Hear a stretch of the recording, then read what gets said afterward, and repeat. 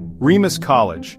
Prestigious in name but in reality a fortress of secrecy run by President Tiberius Thorne, a man who thought Wi-Fi was a government plot and smartphones were spying on his dreams. Outsiders were unwelcome and information was locked down tighter than a nuclear launch code. Thorne ruled from his wood-paneled office, issuing handwritten decrees and treating every decision like a state secret. The administration operated like a shadowy cabal, making even the simplest questions impossible to answer.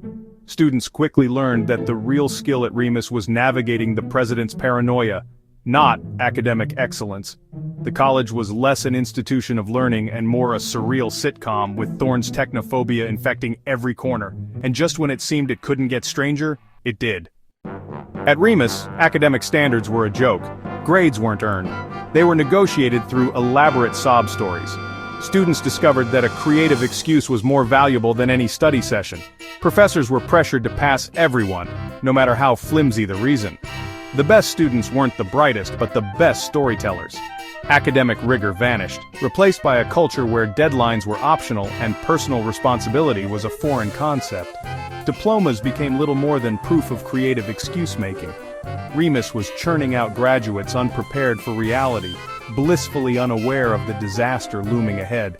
The easy ride was about to end. Faculty at Remus were reduced to emotional support staff, their expertise ignored and their authority stripped away.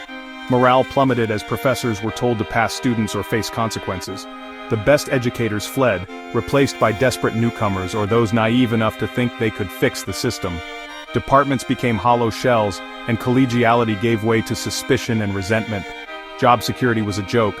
One day you were a chair, the next you were in a storage closet. The president's secretive rule turned the college into a toxic, crumbling mess. The foundations were rotting and collapse was inevitable. The end was near.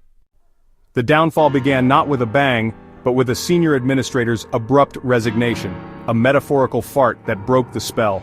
Suddenly everyone saw the emperor had no clothes, and the exodus began. Key staff fled, leaving the president isolated and exposed. Scandals poured out, bizarre hiring, financial mismanagement, and years of chaos. The board of trustees, finally awake, forced Thorne into retirement. He vanished overnight, leaving behind debt, decay, and a mountain of ugly secrets. The carefully maintained facade was shattered. The reckoning had begun. With Thorne gone, the college's dirty laundry spilled out. Nepotism was rampant. Unqualified relatives and friends filled key roles, running departments into the ground.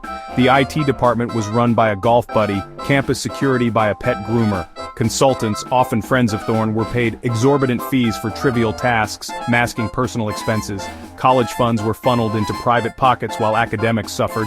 The institution was hollowed out by greed and cronyism. Every dollar wasted was a dollar stolen from students and faculty. The true scale of the damage was only just coming to light. Remus was a case study in self-destruction. Auditors revealed Remus was drowning in debt. The interim administration launched a desperate fire sale. Programs slashed, assets sold, even the president's luxury car auctioned off. Beloved departments vanished overnight. Faculty and staff were laid off en masse. The campus became a ghost town, its community shattered.